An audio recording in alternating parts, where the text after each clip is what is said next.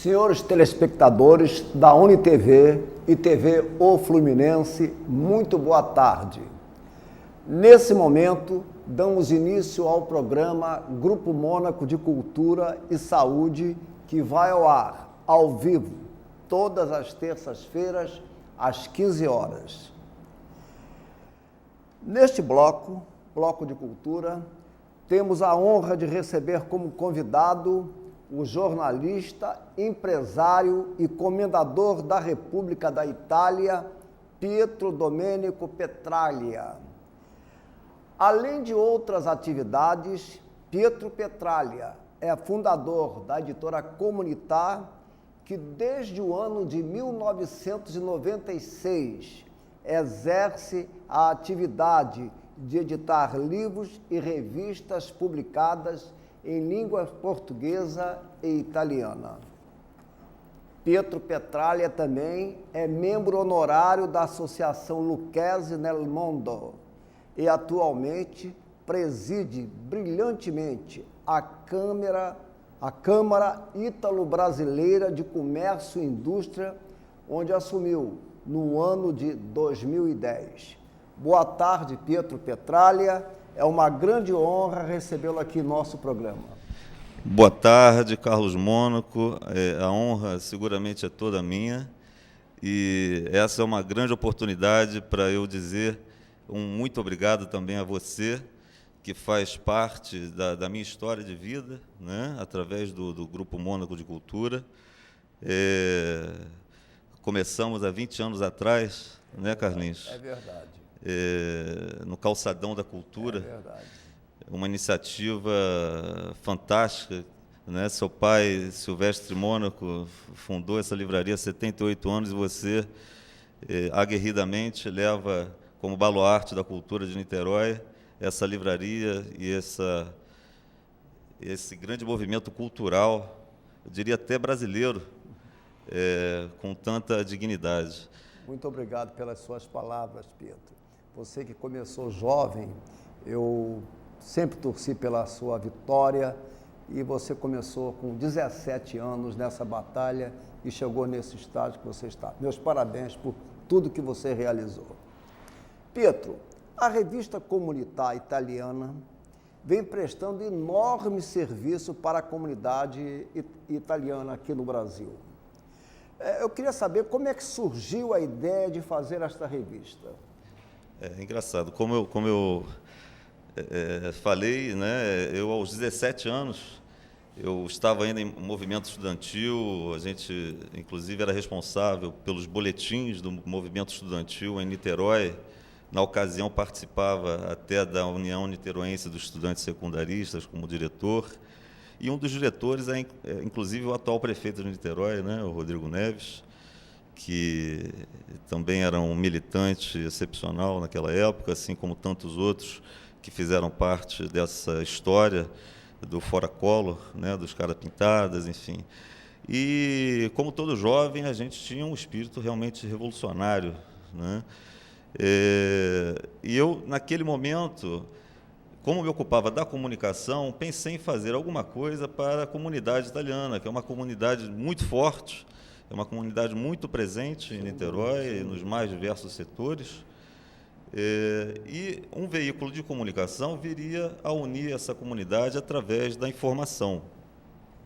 Perfeito. Então, o Calçadão da Cultura tem uma forte influência nessa história, porque ali eu conheci nomes do calibre de Alaor Cisinho, de Ângelo Longo, que já não estão mais entre nós, infelizmente, também do Pimentel, do Júlio Vanni, que naquela época havia lançado o livro Itália, Meu Amor, né? Ele é um grande apaixonado pela Itália, inclusive nesse momento ele está lá na Toscana, onde ele está em missão como presidente da Associação dos Toscanos no Mundo. E aquela efervescência cultural em que vivíamos ali 20 anos atrás, né? Completa 20 anos em março do próximo ano, foi muito importante, né?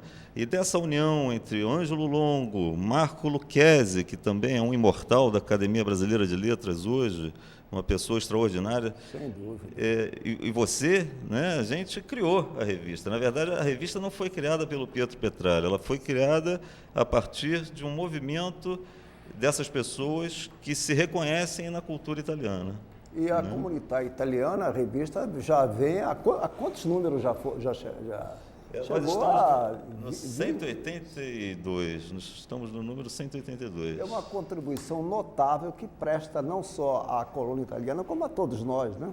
É verdade. Parabéns pelo trabalho, Pietro. Ela atingiu um ponto muito importante de ponte realmente entre os dois países, né? Hoje ela é uma ferramenta fundamental para o sistema Itália no Brasil. Então, a gente tem esse diálogo entre a embaixada, os vários consulados, as câmaras de comércio e o mercado brasileiro e o mercado italiano. Você citou Marco Lucchesi, Júlio Vanni. Marco Lucchesi chegou à Academia Brasileira de Letras. Júlio Vanni são descendentes de italiano aqui. Eu queria saber, Pietro, como é que você observa a presença italiana aqui em nossa cidade? Os italianos aqui são muito presentes, né? A Itália, sem dúvida, deu uma contribuição muito grande para a cidade de Niterói, assim como todas as outras imigrações.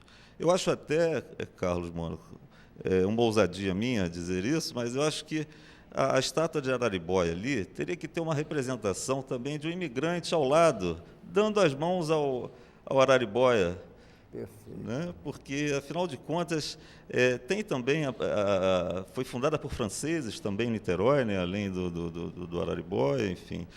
E aqui tem uma fortíssima colônia portuguesa, né? Então, os imigrantes aqui para a cidade são muito importantes. Num programa da Regina Casé, onde ela ia até os países e para falar justamente do folclore de cada país, da cultura de cada país, ela foi até a Itália e foi na nossa cidade, porque você, como eu, é descendente de imigrantes da cidade de Sacco, que fica na província de Salerno, na região do Cilento, que é uma região belíssima, né?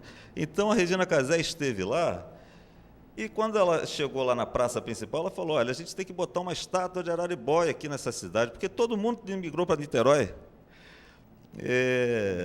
Você vê, meu bisavô, o Domênico Aceta, aliás, a Aceta é uma outra família muito importante, principalmente na área de medicina. Muito importante. Né?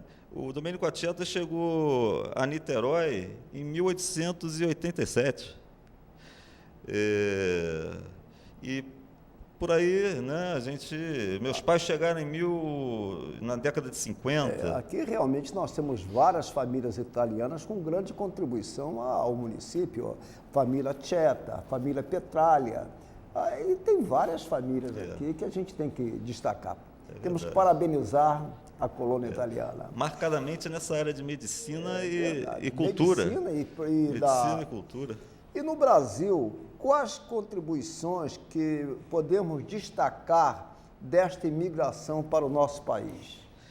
A Itália e italianos e seus descendentes somam hoje cerca de 30 milhões de cidadãos brasileiros.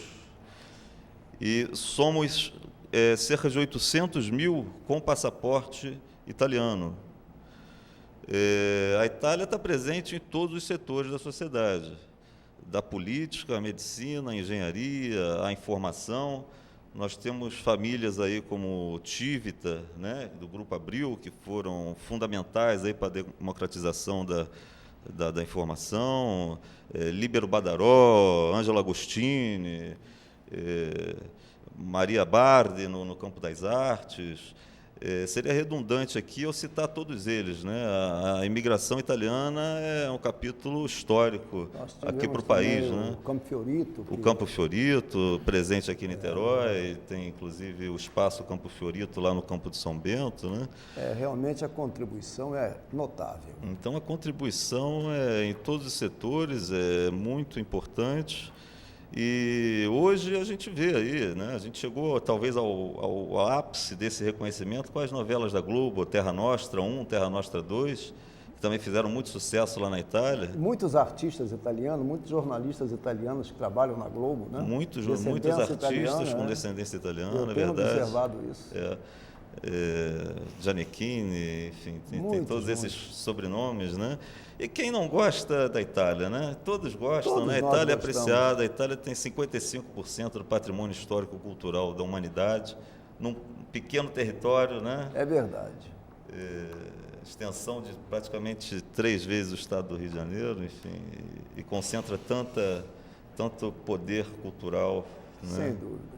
Pietro, em sua trajetória, você frequentou ambientes diplomáticos e econômicos de destaque para os 2 países. Fale-nos um pouco sobre sua carreira, que começou como jornalista até chegar à presidência da Câmara Ítalo-Brasileira de Comércio e Indústria. Gostaria que você nos falasse a respeito. É verdade. Eu me dediquei com muito afinco à revista Comunità Italiana, né, que é uma publicação que a gente faz com o amor e toda a força do empreendedorismo italiano, né? A gente se dedicou muito a essa publicação e, através dela, a gente alcançou realmente vários segmentos. Eu fiz parte da Confederação dos Italianos no Mundo, né, que congregava todos os italianos que representavam suas comunidades em vários países. Lutamos pelo voto dos italianos no exterior, que hoje é uma realidade importante. Hoje, no Brasil, por exemplo, a gente tem 2 deputados e um senador que atuam na Itália, através do voto dos italianos aqui da América Latina. Sempre atuei muito, como disse, no campo do jornalismo, né? Presente nos mais diversos eventos da comunidade italiana no Brasil e até mesmo na Itália. E hoje o sistema Itália ele é muito importante e fundamental para que toda essa cultura, essa história seja valorizada, né? A gente tem a Embaixada Italiana muito atuante, temos as câmaras de comércio, os consulados, as associações italianas no Brasil, que são mais de 300, os institutos italianos de cultura. Então, o sistema aqui é muito importante e hoje a revista Comunità Italiana é um braço importante desse sistema, que é o principal veículo da comunidade no Brasil. No meio cultural, a publicação dessa revista Comunità Italiana. Você nasceu em Niterói e aqui vive. O que você considera, Pietro, é importante para quem vive nesta cidade? Niterói, aqui eu vivo, aqui eu nasci e tenho minha família.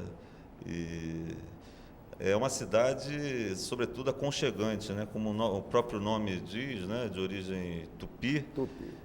Recanto das Águas, né? Então é uma cidade realmente aconchegante, que tem um índice de qualidade de vida altíssimo, como é muito bem propagado. Sofre com mazelas, logicamente, diversos segmentos políticos, mas, enfim, é uma cidade que está crescendo bastante, né, que foi descoberta pelas imobiliárias, e a gente, logicamente, tem aqui os problemas que existem em todas as grandes cidades, né, uma cidade de médio porte, com quase 500 mil habitantes, e a gente tem aqui uma cidade turística de grande qualidade, né? Praias excepcionais, Itacoatiara, Serra da Tiririca. A gente precisa realmente aproveitar mais essa diversidade que a gente tem na cidade, seja ambiental, como também cultural, né? A gente tem muitas opções de cultura na cidade, muito entretenimento, muitos músicos, muitos literatos, né? A população de Niterói é uma população de grande qualidade, né? Tem muitas qualidades, a gente encontra niteroenses aí em todo lugar que a gente vai com muito destaque, né? Então, Niterói é a cidade que eu pretendo criar meus filhos, criar minha família e dar seguimento a essa história que, no meu caso, no nosso caso, veio lá de Salerno. Veio de Salerno, né? É verdade. E a gente continua prolongando aqui na cidade de Niterói. Pietro, da ideia da revista Comunitar Italiana, né? Você fundou a editora Comunitar, que está muito atuante com publicação em diversos setores há publicações. Eu gostaria que você nos falasse, nos citasse algumas obras assim em destaque publicadas pela editora Comunitar. A editora Comunitar surgiu também a partir da revista. Primeiro surgiu a revista e depois surgiu a editora, justamente para suprir uma necessidade até do mercado editorial, né, da gente abordar as obras que destacavam a literatura italiana, traduções de livros italianos para o Brasil, e dar valor realmente a esse segmento que é muito importante para a história do país, né?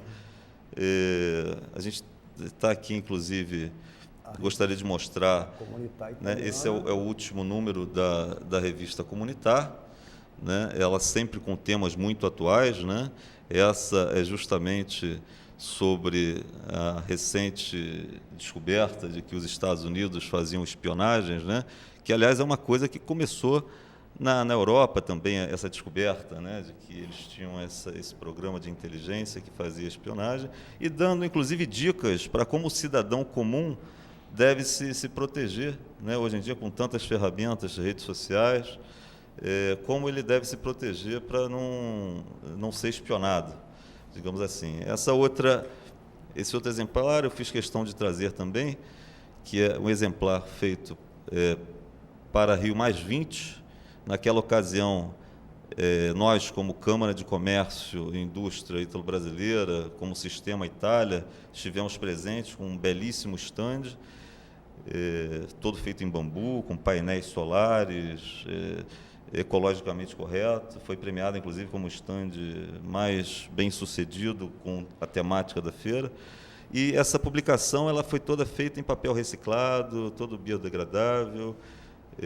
Então, uma coisa também, uma preocupação muito importante, né, com o meio ambiente. Uma das obras comentada e com grande repercussão no meio literário e cultural de nossa cidade foi um guia de restaurantes italianos que foi editado pela Comunitar. Eu queria que você também nos falasse a respeito dessa. Esse livro é um livro recente, lançado há 5 meses. Foi lançado na Confederação Nacional do Comércio, primeiramente, e depois na Livraria Cultura, em São Paulo. É um guia que reúne os melhores restaurantes italianos do Brasil, né? Restaurantes italianos, a gente fez uma pesquisa, nomes italianos para restaurantes existem mais de 5.000 no Brasil, sendo que, logicamente, muito poucos desses utilizam realmente a verdadeira dieta mediterrânea, com os produtos italianos, com bom azeite, com a preparação correta. Então, nós, através da Câmara de Comércio e da Academia da Cozinha Italiana também, com o auxílio deles, identificamos os principais restaurantes que oferecem ao público brasileiro realmente uma comida digna de ser chamada de italiana, né? Porque a gastronomia na Itália é uma coisa muito importante, né? Inclusive, é fonte de renda para o país importante. Nesse guia, a gente tem uma enciclopédia gastronômica, onde o leitor ele pode ter acesso a toda a história dessa dieta mediterrânea, todos os tipos de pratos, pães, queijos. Então, realmente é muito interessante. Ele já está com uma venda de mais de 8.000 exemplares. 8.000 exemplares? Que é uma coisa extraordinária em tão pouco tempo. Eu gostaria até de folhear aqui algumas páginas, que ele é muito rico graficamente, né? Tem aqui os principais produtos por região, né? A gente tem aí os tipos de pães, né?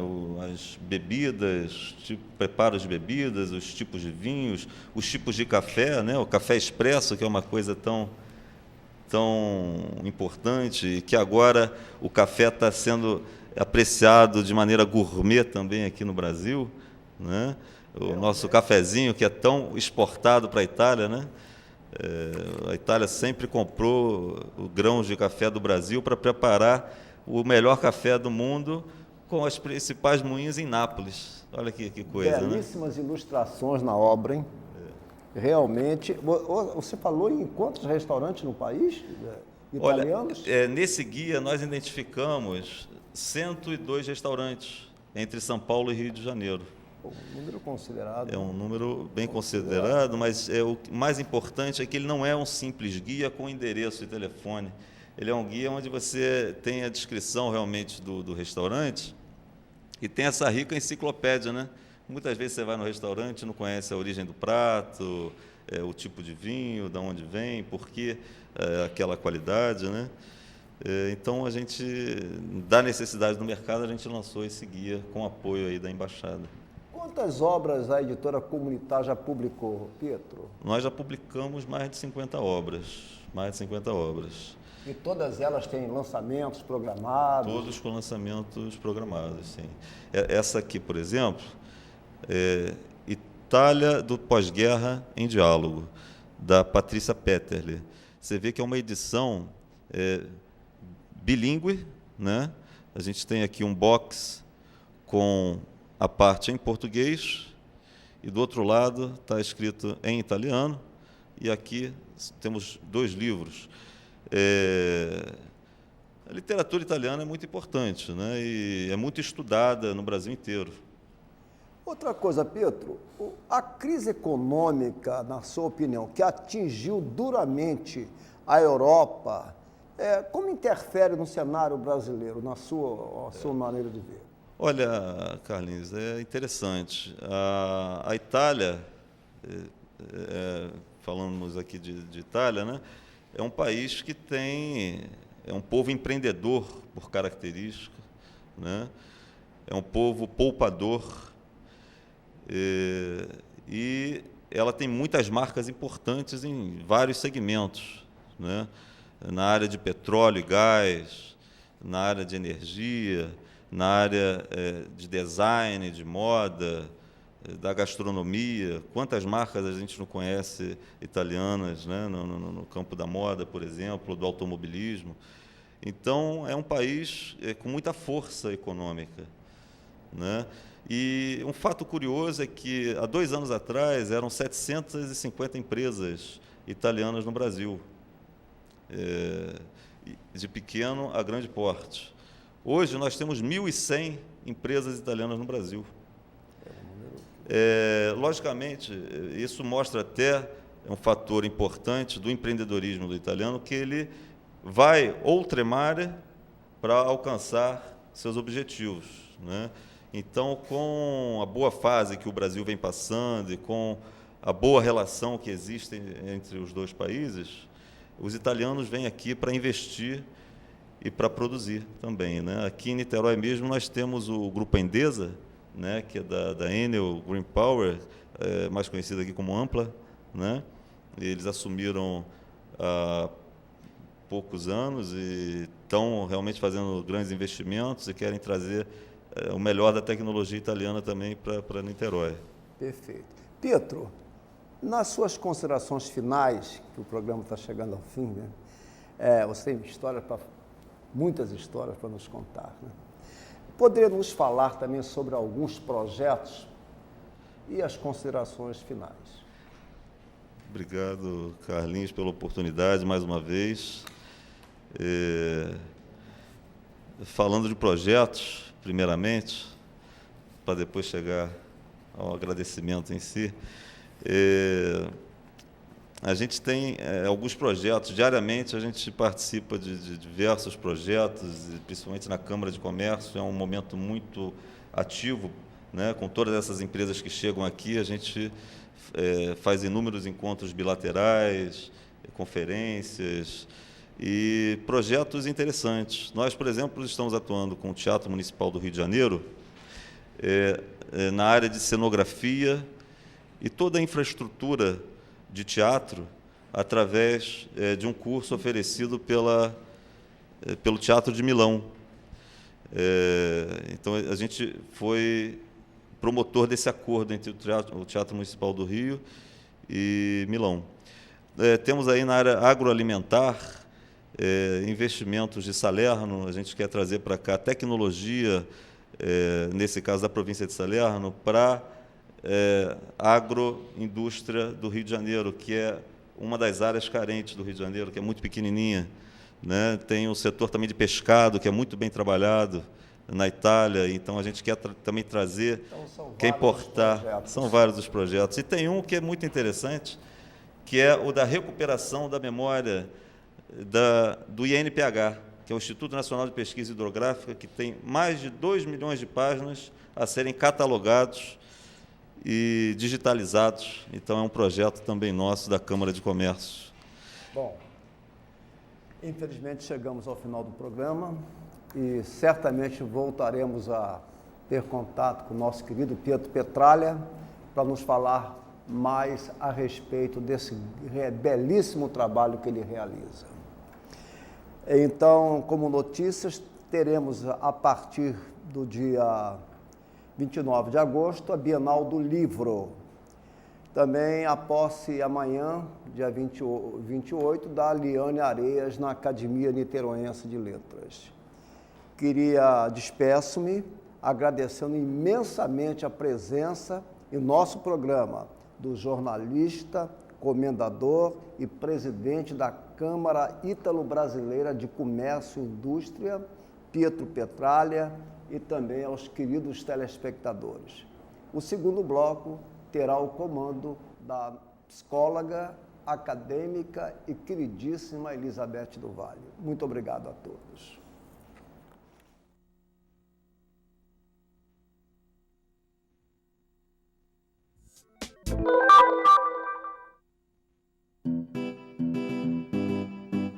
Ligado ao Instituto de Educação Física, o Grupo Envelhecimento e Atividade Física da UF desenvolve pesquisas voltadas à terceira idade.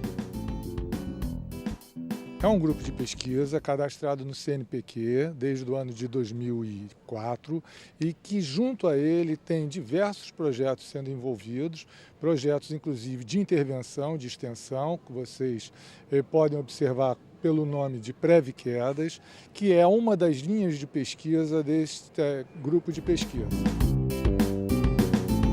Pensando na maior ocorrência de quedas com pessoas de idade mais avançada, o grupo de pesquisa iniciou o projeto Prev-Quedas. Tem um projeto voltado para adultos, a grande maioria sendo pessoas com mais de 60 anos, e a gente tematiza a questão da prevenção de quedas, trabalhando tanto nas causas como nas consequências, através de uma série de estratégias, levando em consideração a multifatorialidade das quedas. O Prev-Quedas traz uma melhoria na qualidade de vida de muitos idosos. Os benefícios são destacados pelos seus participantes. Para mim foi tudo, entendeu? Aqui eu era mais gorda, emagreci, eu tinha problema de juntas, né, no estômago, no joelho, não tenho mais, entendeu? E o professor Edmundo dá toda a liberdade para a gente fazer quantas vezes quer. Isso aqui é muito bom e a gente tem muita amizade também, entendeu? É muito bom. Pela minha profissão de manicure, você sempre tem um problema de coluna, né? É difícil aquela que não tem. E melhorou bastante mesmo. Eu não tomo medicamento nenhum. Só faço a ginástica e não sinto mais dores. A minha qualidade de vida em primeiro lugar. Então eu ganhei muito mais qualidade de vida. Dentre suas parcerias, o Prev-Quedas trabalha também junto a programas de mestrado. Aqui no Prev-Quedas a gente está realizando o trabalho da pesquisa, do projeto de pesquisa que vai ser defendido no mestrado. Então, eu realizo aqui as atividades propostas pelo meu projeto de pesquisa com a as alunas da hidroginástica do projeto Pré-Quedas. Até então, eu também estava trabalhando como professora da parte de ginástica do projeto Pré-Quedas, todas as sextas-feiras na quadra. E, atualmente, eu só estou me dedicando à parte da pesquisa voltada para o projeto mesmo. Pesquisas estas que fazem do Pré-Quedas um projeto tão importante. Magnífico. Isso para a terceira idade, então, está sendo fabuloso. Eu me sinto mais jovem. Apesar de estar sabendo que estou mais velho, eu me sinto mais jovem. O pessoal já disse, pô, esse cara é folgado. É folgado não, eu me sinto realmente mais jovem. Eu me sinto com uma disposição que eu não tinha antes de chegar aqui há 3 anos atrás. Hoje eu tenho mais disposição para levantar, para sair, para andar, para fazer compra, para entrar num banco. Eu não tinha paciência para nada, eu estava um velho. Agora eu sinto-me jovem. Agradeço ao projeto.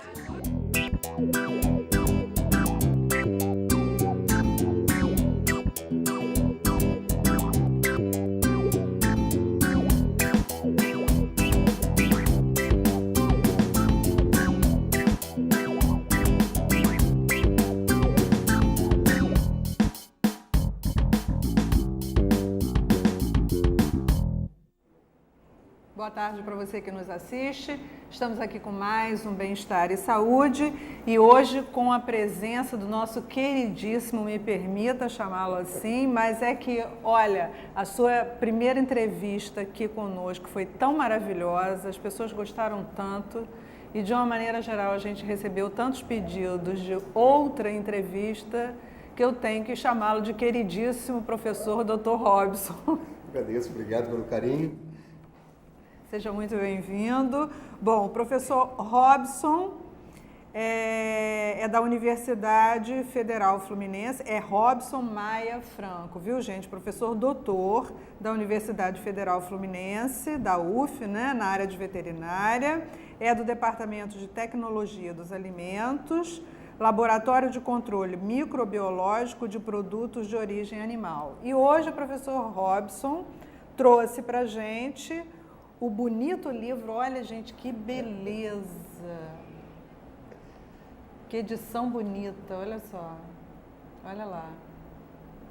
Agentes etiológicos de doenças alimentares. Olha que beleza. E a gente hoje, então, vai abordar um pouco seu livro no tocante à questão do consumo do leite, de uma maneira geral, e derivados. Podemos? Podemos, esteja à vontade, podemos começar o nosso bate-papo aqui, ter mais informações, as mais características variadas e próprias e variadas para os consumidores e para os telespectadores que têm o prazer de estar aqui assistindo esse programa maravilhoso sobre a sua apresentação, né? Muito obrigada, professor. Nossa, mãe, muito obrigada pelo carinho. Mas seu livro foi lançado... no dia 18 de julho. Eu me lembro que a sua entrevista foi feita aqui no dia... Deixa eu ver se eu tenho anotado... dia 18 de julho você estaria lançando na EDUF, na reitoria... esse livro. Isso, né? Exatamente. Eu até falei que se eu pudesse compareceria, mas infelizmente não pude. Atribuições do dia a dia é difícil. Essa lida diária da gente não é fácil. Mas eu estou vendo que o livro está maravilhoso. Deixa eu passar para o telespectador aqui um pouquinho sobre o conteúdo do livro, porque para a gente entrar então diretamente na questão do leite, né? Leite e derivados.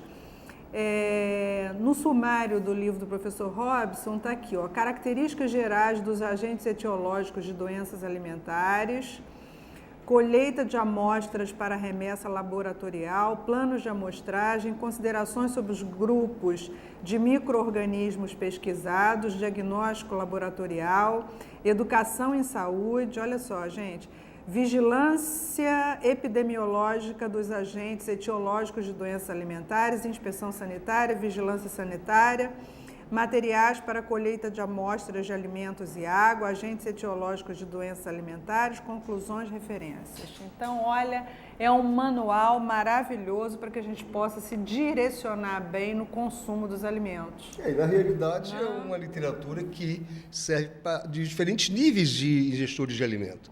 Desde o indivíduo que está no ciclo básico a um pós-doctor. Então, isso é muito interessante, porque é preciso que toda uma comunidade saiba o que está ingerindo, ou seja, o consumo de alimento seguro. Com certeza. Professor Robson, então vamos partir já direcionadamente para a questão do consumo do leite, né? Quer dizer, como é que fica a situação do consumidor, que agora viu aí pelos meios de comunicação, de uma maneira geral, notícias que apavoraram o consumidor nessa questão de mistura de agentes químicos terríveis, né, no leite. Na realidade, o que acontece? O leite é um excelente alimento em todos os níveis. Só que a fraude química é um problema muito sério, que nós precisamos que o leite seja utilizado como um elemento de rigidez orgânica. Mas vamos abordar em relação ao aspecto de elementos químicos. São elementos químicos que são intestinalmente adicionados ao leite para fazer uma fraude. E a fraude é um problema muito sério. Por quê? As substâncias que estão adicionadas vão reduzir o crescimento bacteriano daquelas bactérias próprias que tem no leite, mas também vai mascarar aqueles patógenos. E isso é muito importante, por quê? Mascarando o patógeno, numa análise laboratorial, não vai se ter o que? Um leite saudável para o consumidor, vai se observar isso. E o pior é que os resíduos químicos ali formados são altamente perniciosos ao consumidor, como quando se usa o peróxido de hidrogênio, que é água oxigenada, quando se usa o formol, é um problema muito sério, é um problema de responsabilidade do produtor, responsabilidade da produção em si, como também dos órgãos fiscalizadores. Eu não sei se os senhores viram em vários canais onde se falava em que os próprios responsáveis pelo controle de qualidade estavam influenciando nisso.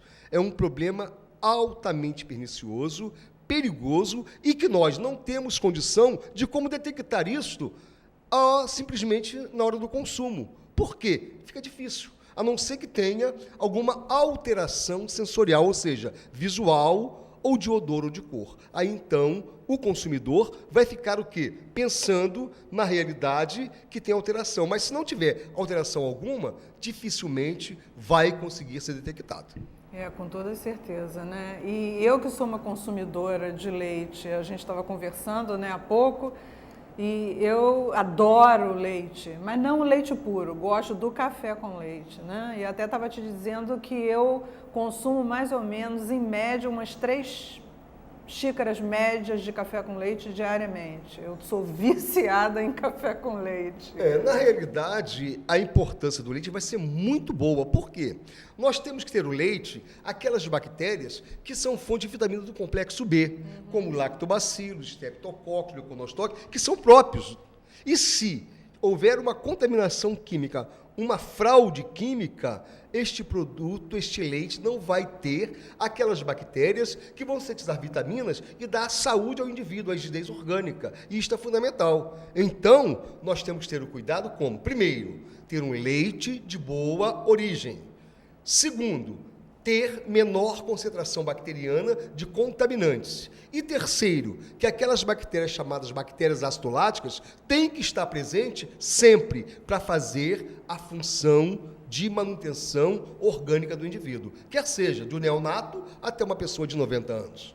Isso é muito importante. Pois é, na questão do neonato, o que eu percebo é o seguinte: por exemplo, as crianças que já deixaram a mamada no peito da mãe, né, e estão fazendo justamente a ultrapassagem para a mamadeira.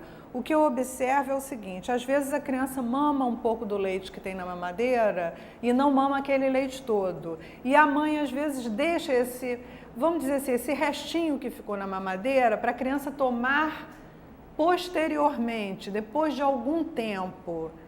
Isso é perigoso?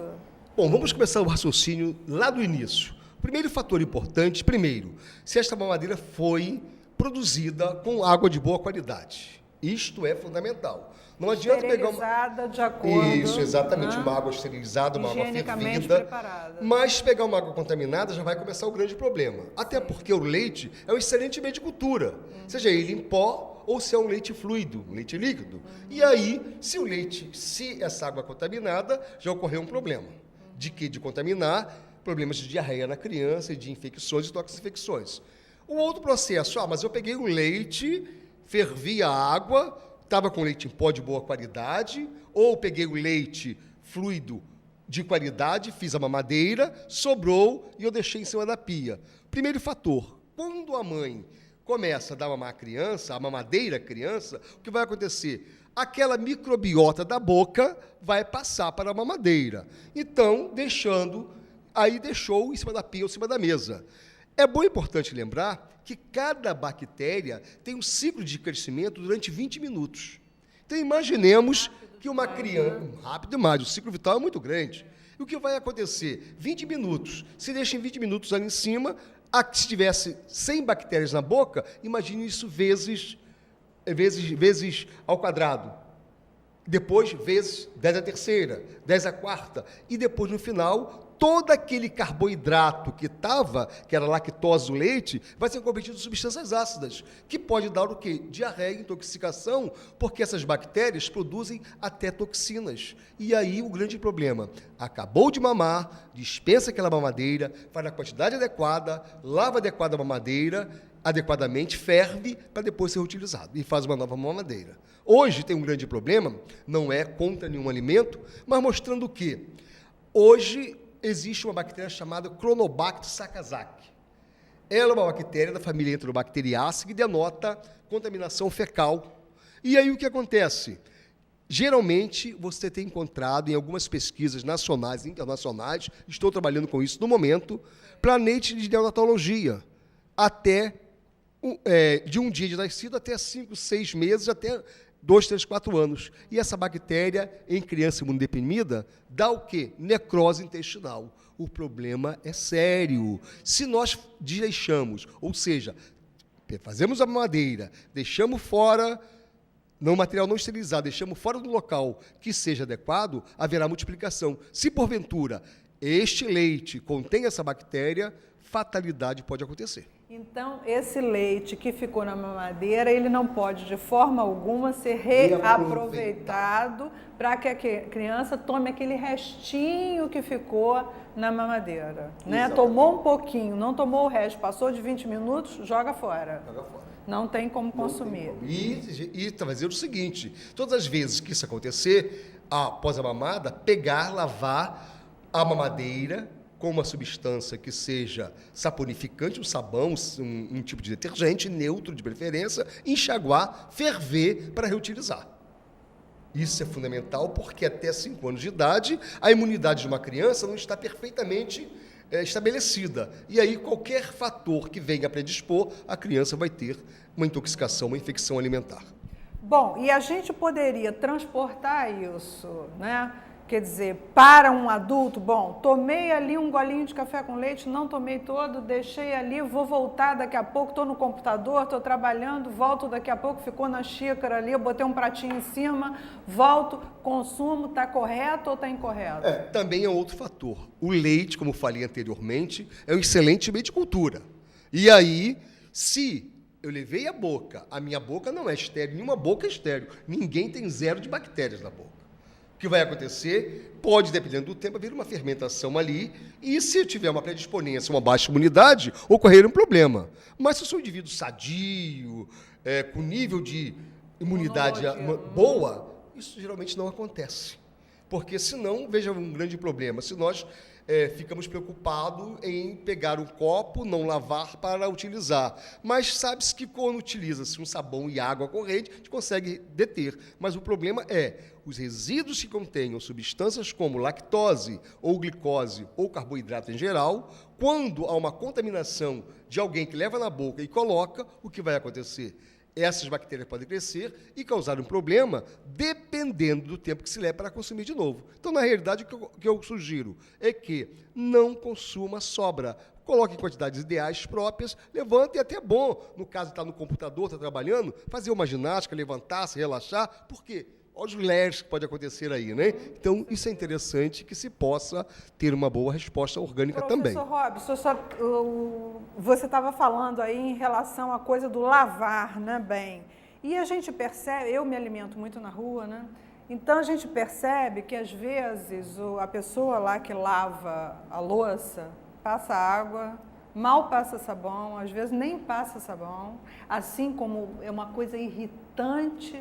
Ontem, por exemplo, eu fui fazer um exame, eu fui fazer uma ultrassonografia ontem. E no local que eu fui fazer a ultrassonografia, eu fui ao banheiro antes de entrar para fazer a ultrassonografia. Não tinha sabão. Isso em locais que você vai fazer, em locais apropriados para lidar com a saúde, hein? Quer dizer, calcula no resto. O que está acontecendo? A vigilância sanitária tem uma atuação específica. Tudo isso está ligado à educação sanitária. E, logicamente, a vigilância sanitária não é só para punir, também é para educar. Orientar. Né? E cabe ao responsável técnico do estabelecimento exigir essas normas básicas de higiene. E, claro, todo copo tem que ser lavado. Hoje, tem recipientes próprios em que se coloca o copo, se bate ali, se enxágua. Alguns estabelecimentos comerciais... Alguns. Tem, mas alguns outros não têm, porque, na realidade, não há cobrança. Então, cabe mais uma vez, eu sempre falando sobre isso, é que nós, responsáveis pela saúde e pela educação em saúde, temos que exigir o cumprimento das leis, para que isso não, em vez de você se alimentar na rua, se é uma maneira de dar de saúde, vai trazer doença. E as doenças, você tem vários fatores que vão interferir, não só econômico, como social. Sim, nos derivados do leite. O grande vilão que você fala hoje foi a grande comunicação em relação ao Ministério da Agricultura, foi a produção do leite que se chama... o leite Minas Frescal, né? Que, na realidade, esse leite ele era produzido sem ser pasteurizado. E pensando o quê?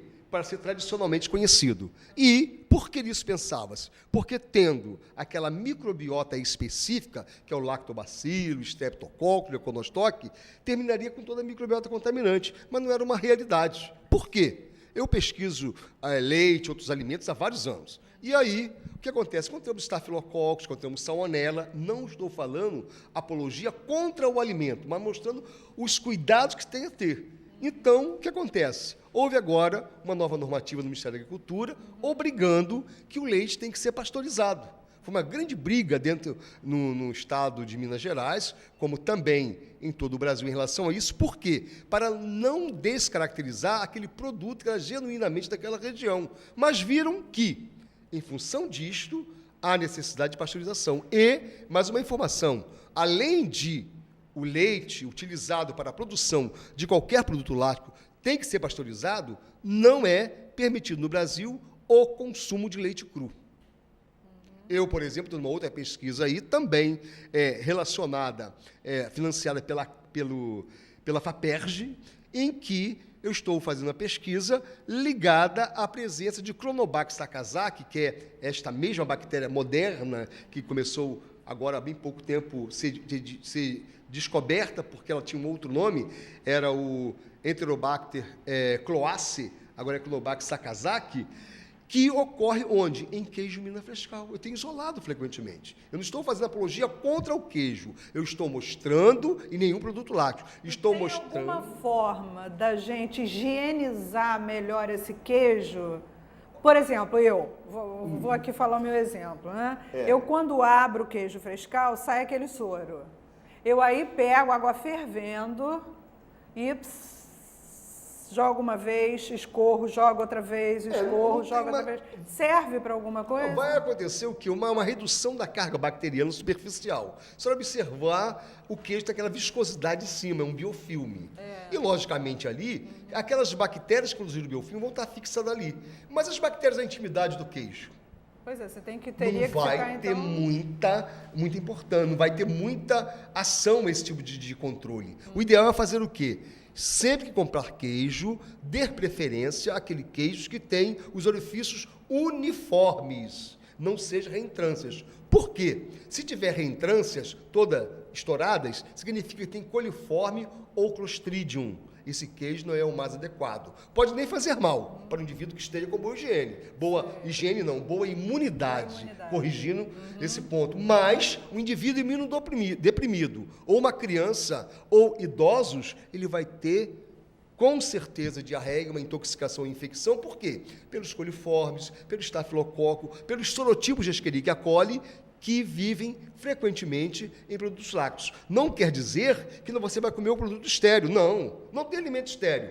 Mas todo alimento tem um padrão específico. Por exemplo, 100 coliformes, 10 coliformes, não faria mal a ninguém que esteja com boa imunidade. Mas o indivíduo que tem baixa imunidade pode ser fatal, dependendo do sorotipo bacteriano. Bom, então o estado do queijo bom para o consumo seria aquele que você olha e ele está com a superfície, de certa forma, mais íntegra, né? Mais íntegra, e no local de corte não tenha orifícios que sejam irregulares, e sim regulares, porque isso é produção de gás. E essa produção de gás dessa indicação. Isso no Minas Frescal. No Minas Agora, Frescal. em outro tipo de queijo, por exemplo, o Minas Padrão. Também o mesmo comportamento pode ser observado também. Agora, existe outro tipo de queijo mais especiais que você tem, por exemplo, Camembert e Roquefort, que só de olhar algumas pessoas não conseguem, né? E o odor também não. Mas é próprio porque existe uma cultura de fungo que é colocado ali para dar aquela característica própria daquele queijo. Então, cada queijo vai ter uma característica sensorial em conformidade com o processamento tecnológico que é feito. Mas esse tipo de queijo também não teria de grande consumo. Exatamente. Eu acho que os de maior consumo são mesmo o Minas Frescal e o Minas Padrão. Exatamente. Né? Que é o que você vê também, de certa forma, nos supermercados em maior quantidade. Né? Outros derivados, iogurtes... Excelente. São tipos de alimentos em que é constituído com uma microbiota, ou até mesmo o leite acidófilo, o iogurte, o progrurte, kefir, tem vários tipos de leites derivados lácteos. E são muito importantes, por quê? Isso advém do tempo de Roma, onde se utilizava o quarto estômago de carneiro ou de cabras para botar o leite. Porque colocava o leite ali dentro e o indivíduo saía para os campos de guerra. Eram as cortes militares.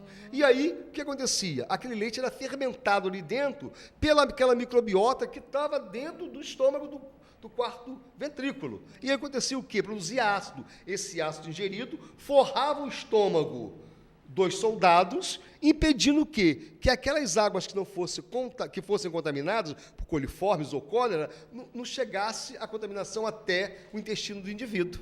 E aí criou-se o quê? O leite, que hoje são leites fermentados, que usam lactobacillus, streptococcus, leuconostoque, que são... agem como uma barreira protetora. Exatamente, produzem no probiótico. revestimento interno do aparelho gastrointestinal. Exatamente, vai impedir que as bactérias patógenas se aderem àquele ponto. E aí não vai ter condição de se multiplicar reprotegendo. Além do mais, também, essas substâncias produzem bactericinas. Essas bactérias que estão no iogurte, no progrurte, no leite acidófilo, produzem bactericinas, que impedem que os patógenos se multipliquem. E eles também fazem o quê? Reduzem o colesterol, aumenta a formação de complexo B, aumenta a resistência orgânica. Então, fundamental é tomar-se leite diariamente ou consumir o quê? Iogurte, progrurte, qualquer derivado lático que tenha o fermento lático.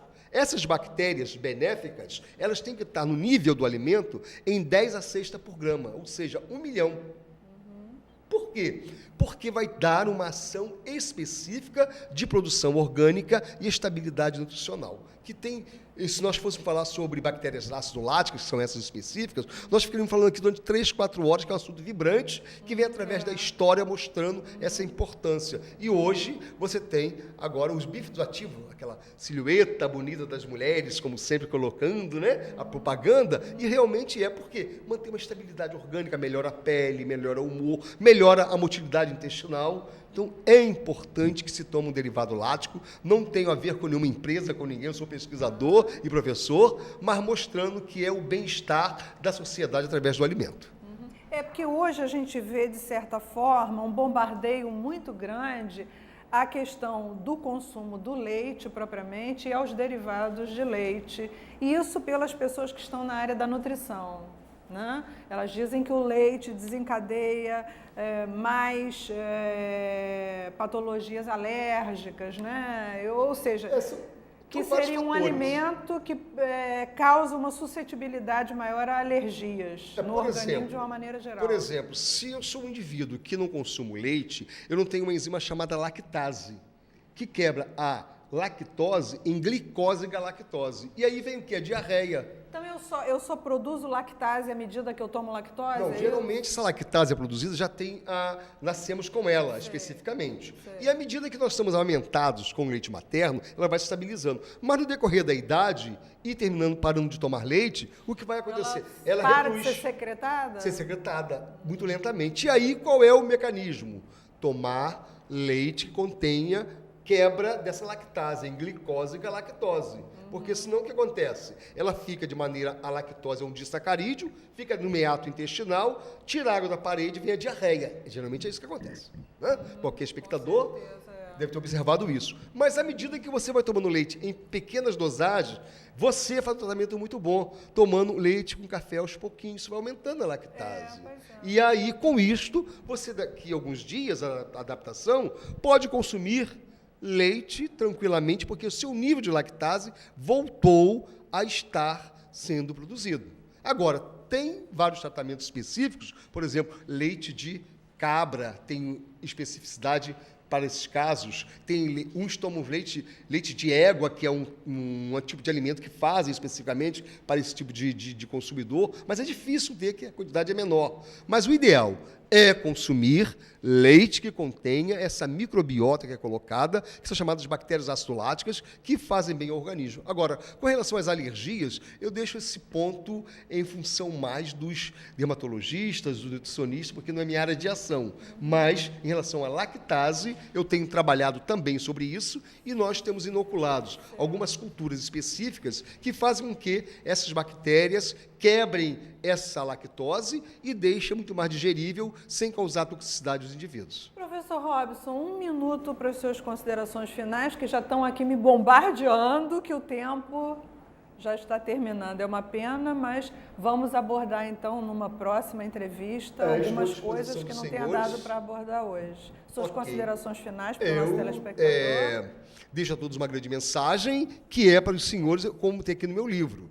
Se houver interesse em tornarem verdadeiras as políticas sociais, a produção de alimentos seguros no Brasil pode ser realidade nacional. Palavras minhas para os nossos profissionais da área de saúde. Tenham uma boa tarde, muito obrigado, estou sempre à disposição dos senhores. Olha, um prazer muito grande tê-lo conosco. Ficamos, então, para uma próxima etapa para esclarecer mais dúvidas dos telespectadores. Muito agradecida pela sua presença. Que agradeço, boa tarde. Para você que nos assiste, meu beijo e até o próximo programa.